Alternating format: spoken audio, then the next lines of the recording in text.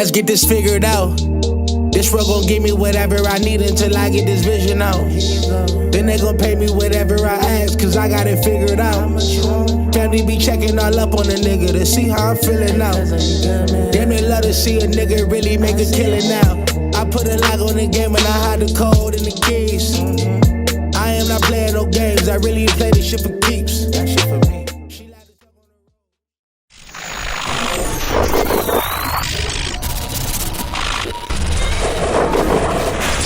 College Football Heads, YouTube. What's going on?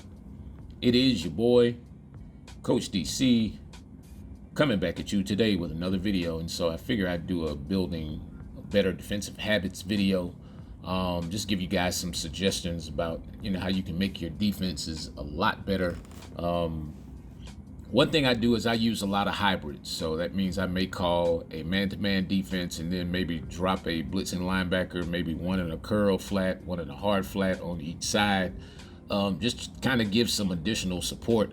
One of the best tools on this game, however, is the route commit feature, and not to be confused with shading. I know it's a little bit of confusion, but let's say if I shade first, shading is normally like where I'm standing in relation to the receiver, meaning am I inside of him, am I outside, leverage wise, and also, but route committing is the type of route that my defensive back or my guy, whoever's in that area, is looking for. Now, you can actually route commit individually per receiver. You do not have to be in man-to-man. Actually, you can route commit guys in deep blue zones. It's just like individually assigning man-to-man to a receiver. So each time, when you pull up that receiver's icon, you're gonna get, those that left stick to the left or left stick to the right. I forget which one is inside or which one is outside, but it's pretty easy to access though.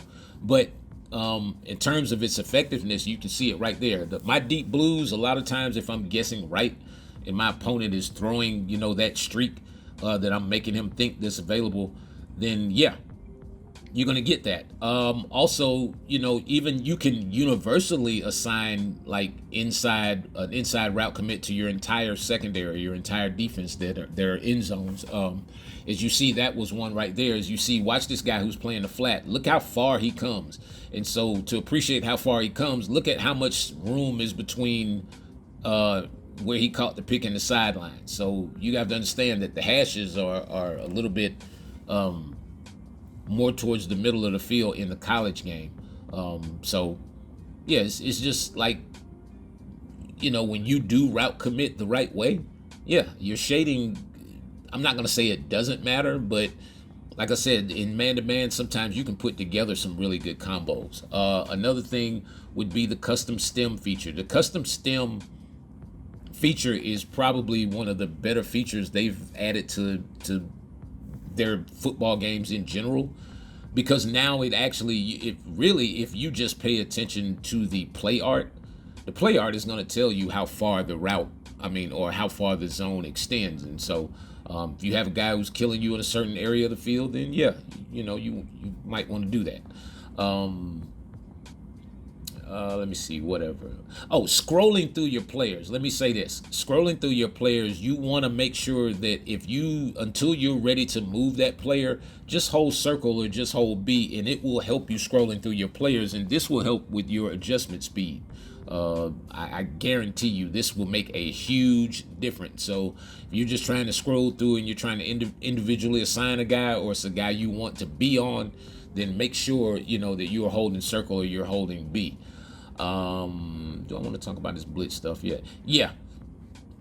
When you're blitzing, I think I said this in the last video, when you're doing your stunts, or even if you're not doing your stunts, fool with your linebacker depth in terms of your blitzes. I'm not going to sit here and tell y'all what I'm running and all that stuff. I can let you kind of see it for yourselves, but fool with your linebacker depths.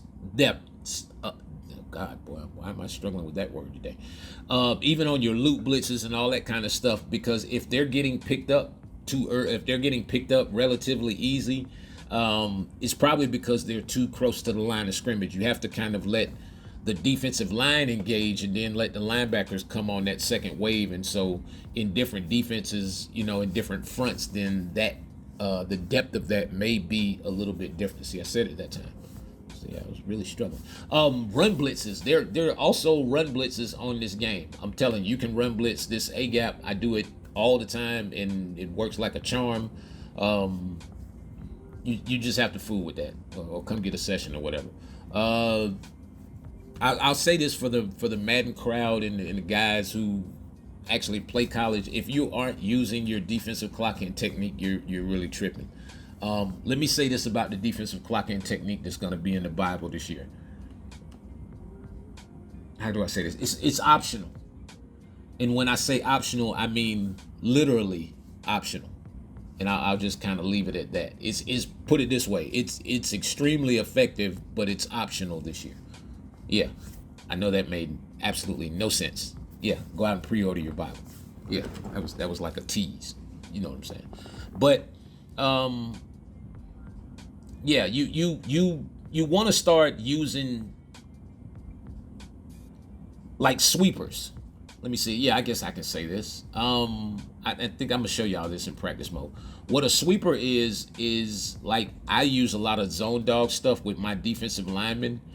And so a lot of times, we may just drop that lineman out. Like this year, in this year's game, it's kind of difficult to get defenses where you can drop your linemen in the hard flats now.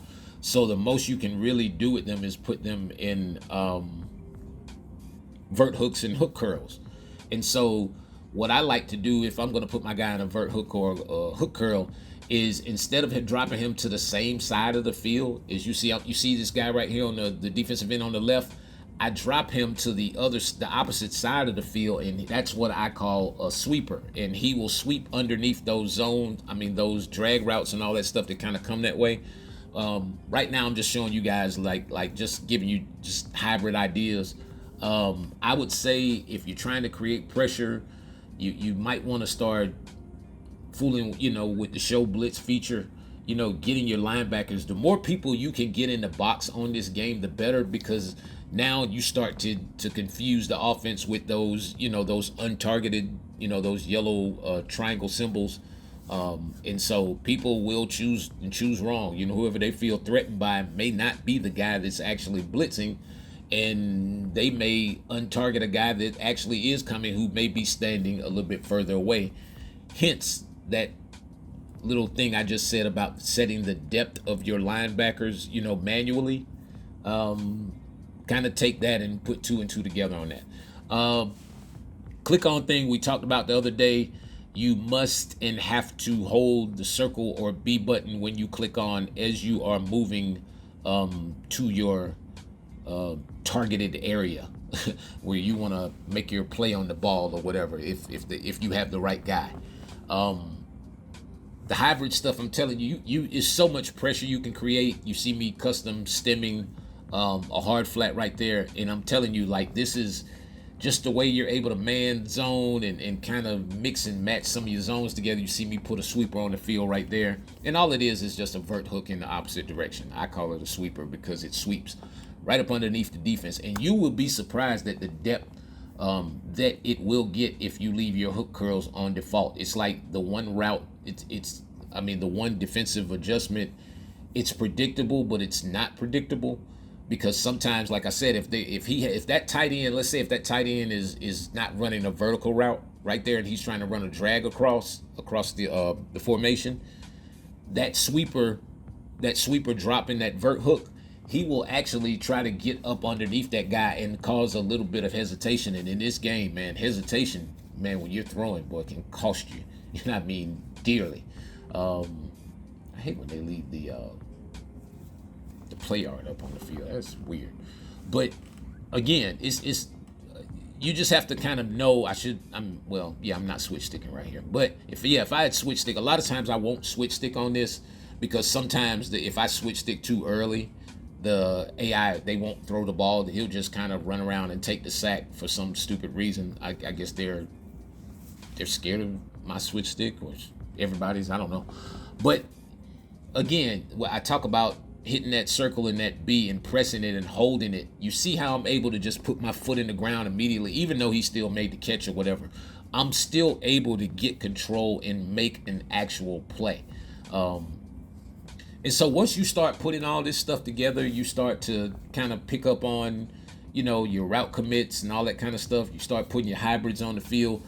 The hybrid defenses work extremely well. Manning up a guy, a linebacker on a slot guy, has never worked better in Madden. Ever. I said Madden, and this is college. Yeah, go figure. Same thing.